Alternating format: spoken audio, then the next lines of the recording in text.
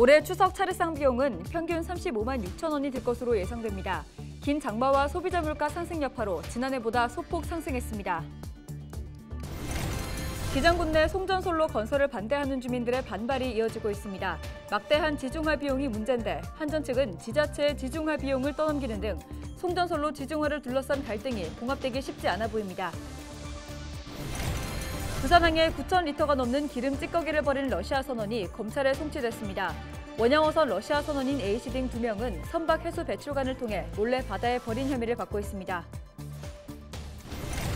부산의 양대 폭력 조직인 칠성파와 신20세기파 간 집단폭력 사건을 수사한 부산지검이 이들 조직원 5명을 구속하고 7명을 불구속 기소했습니다.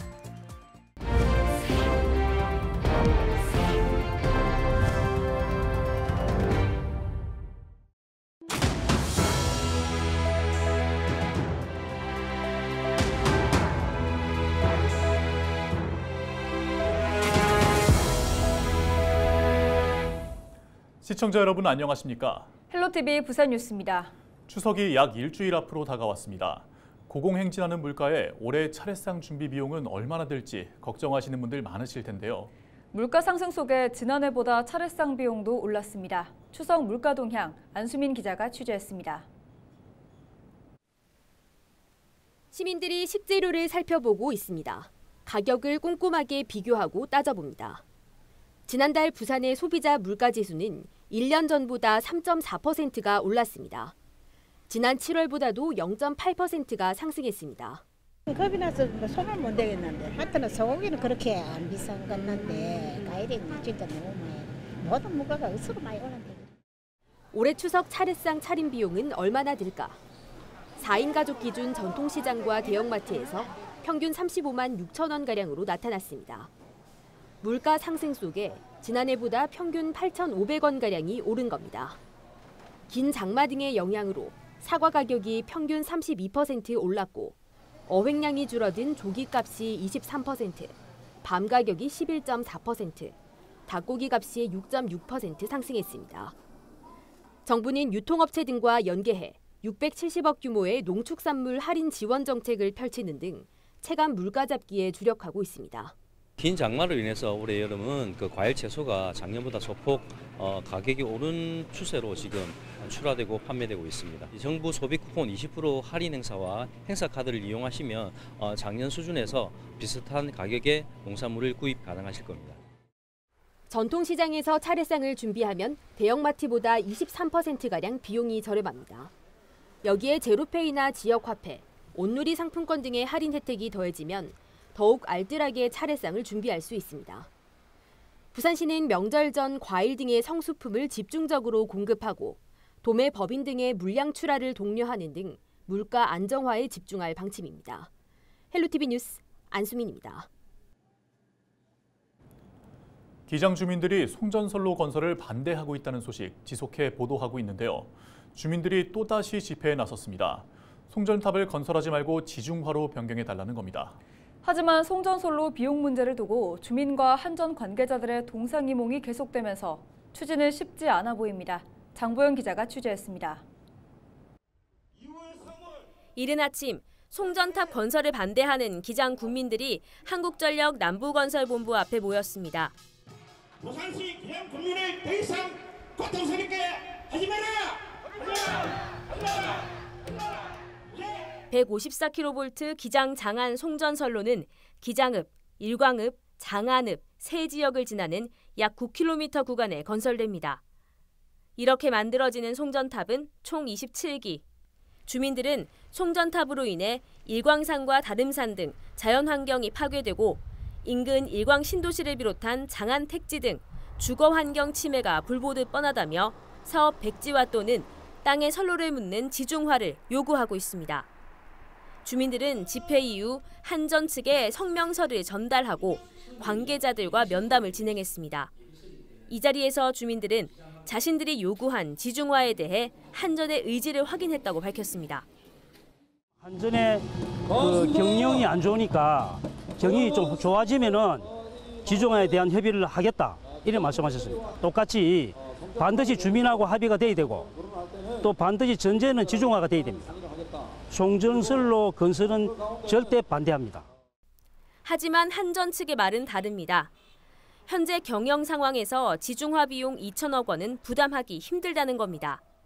한전 관계자는 경영 여건이 나아질 경우 기장군이 지중화 비용 절반을 부담한다면 지중화를 고려할 수 있지만 현재는 기장군이 전액 부담하지 않을 경우 불가능하다고 밝혔습니다.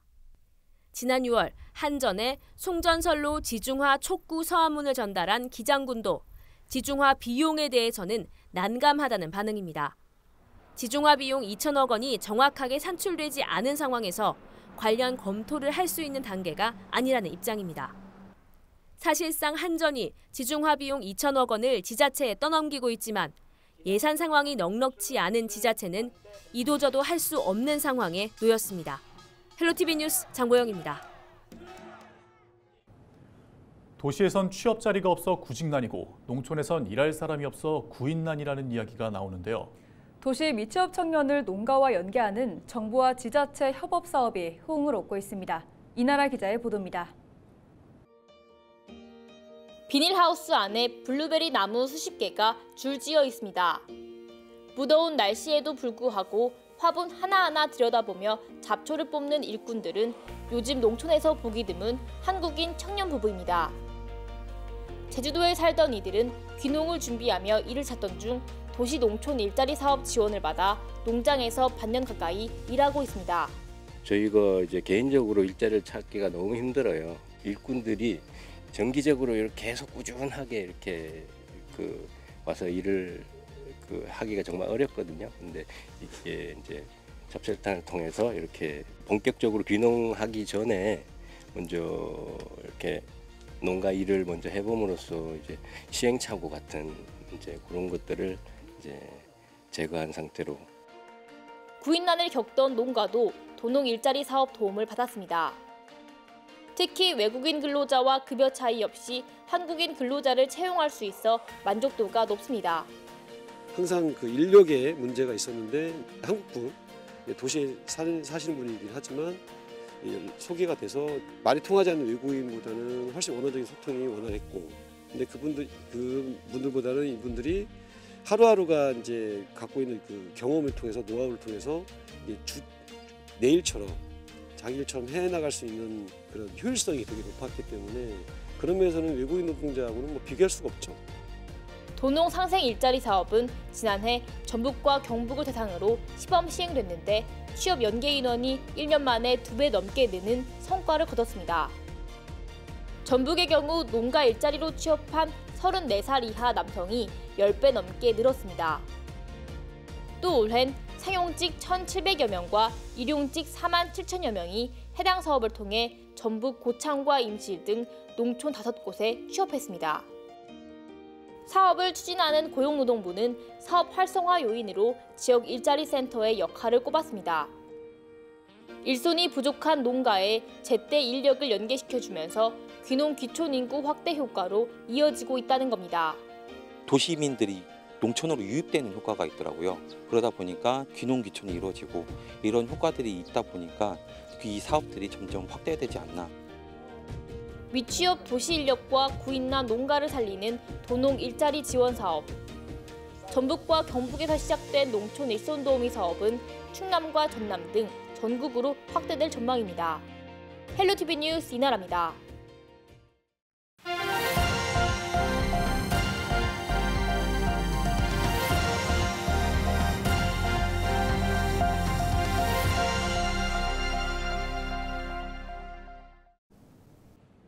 지역 소멸을 막아라. 케이블TV 공동기획보도 순서입니다.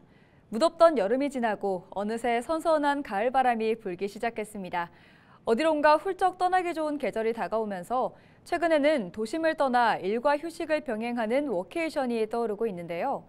전남 강진에서는 지역 특성에 맞춘 농촌형 워케이션이 주목받고 있습니다. 송하연 기자의 보도입니다. 지난 2014년부터 전남 강진에서 농촌 체험 공간을 운영하고 있는 정은숙 씨. 강진군이 제안한 농촌형 민박, 이른바 푸소 운영을 받아들여 이어오고 있습니다. 푸소는 영어로 필링업, 스트레스 오프의 약자로 감성을 만끽하며 스트레스를 해소한다는 의미입니다. 정 씨는 민박집을 운영하며 소득 창출은 물론 방문객과 정을 나눌 수 있는 지금의 삶의 만족감을 느끼고 있다고 말합니다. 자꾸 이렇게 오고 가는 손님이 뭐 어떻게 생각하면 형제간보다 더 친하게 지내고 뭐 서로 사는 이야기하고 엄청 이래저래 보람을 많이 느끼고 있어요. 재밌어요. 강진군 문화관광재단은 이처럼 귀농을 꿈꾸거나 농촌의 매력을 느끼고 방문하는 외부인을 대상으로 체류형 농가 체험 프로그램을 선보이고 있습니다. 짧게는 3일, 길게는 일주일 동안 농가에 머물면서 업무와 휴식을 병행할 수 있는 강진형 워케이션, 이른바 푸케이션입니다. 이에 더해 최소 2인부터 최대 8인까지 이용이 가능한 게스트하우스도 지난달부터 운영을 시작했습니다. 총 6개의 객실로 숙박뿐 아니라 주방과 회의실 등 공용 공간의 사용이 가능하고 농가와 게스트하우스를 번갈아 체험할 수도 있습니다. 이곳에서는 업무를 위한 공간과 장비가 마련되어 있다는 점이 특징입니다. 특히 사무복합기기와 컴퓨터 등이 있어 일과 휴식을 겸할 수 있습니다. 작가라든지 교육 과정들을 실질적으로 움직여서 이제 합숙을 하는 형태의 교육 과정들을 또 뭐 글을 쓰시거나 아니면 다른 사무들을 볼 수 있어서 또 공실률을 줄이고 가동률을 높이는 그런 콘텐츠 사업들도 좀 할 계획으로 가지고 있습니다. 새로운 관광 형태로 자리 잡은 워케이션. 농가 체험은 물론 업무와 휴양을 함께 할 수 있는 강진형 워케이션이 관광객들의 이목을 사로잡을 수 있을지 주목됩니다. 헬로티비 뉴스 송하영입니다.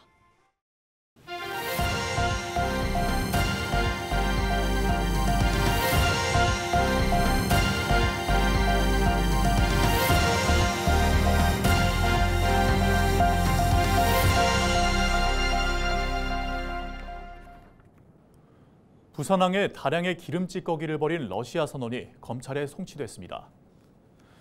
원양어선 선원인 A씨 등은 지난 6월 기름 찌꺼기 9,300여 리터를 선박 해수배출관을 통해 몰래 바다에 버린 혐의를 받고 있습니다.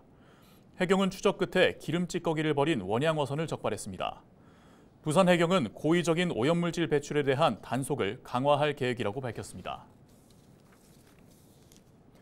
부산지검 강력범죄수사부는 부산 양대폭력 조직 칠성파와 신20세기파 간 집단폭력 사건과 관련해 조직원 A씨 등 5명을 구속하고 7명을 불구속 기소했습니다.